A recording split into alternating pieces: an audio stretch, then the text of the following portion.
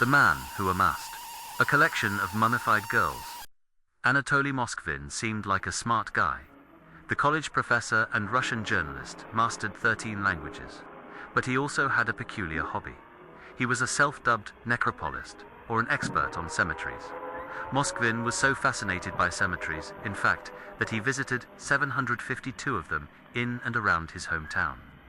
He wrote lengthy reports with titles like Great Walks Around Cemeteries and What the Dead Said that were published in a weekly newspaper called Apparently, this curiosity was tied directly to an incident from his childhood, which he divulged in his last contribution to the paper on October 26, 2011, when Moskvin was 13.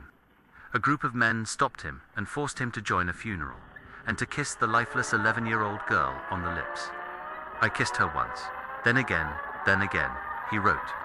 The girl's mother then placed a wedding ring on his and her daughter's fingers. Moskvin wrote that his strange marriage was useful and spurred an irrevocable, lifelong fascination with the dead. Moskvin began writing about the deceased and taking detailed notes of each cemetery he visited. He even spent a night in the coffin of a dead person ahead of their funeral. It was when locals found the graves of their loved ones desecrated and dug up in 2009 that Moskvin's hobbies became untenable.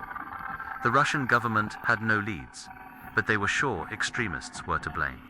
Until 2011, nobody had any inkling who the culprit in this bizarre horror story was.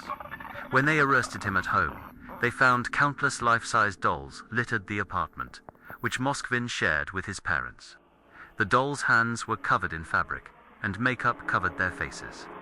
It quickly became apparent that these were not inanimate objects. These were the mummified corpses of human girls. When police tried to move them, music began to blare. Moskvin had embedded music boxes into the chest cavities of these dolls. A dried human heart and a piece of a gravestone were found in the home as well.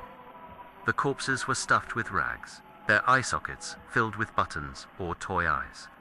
Moskvin said he would watch cartoons with them, and that he dug them up because he was lonely.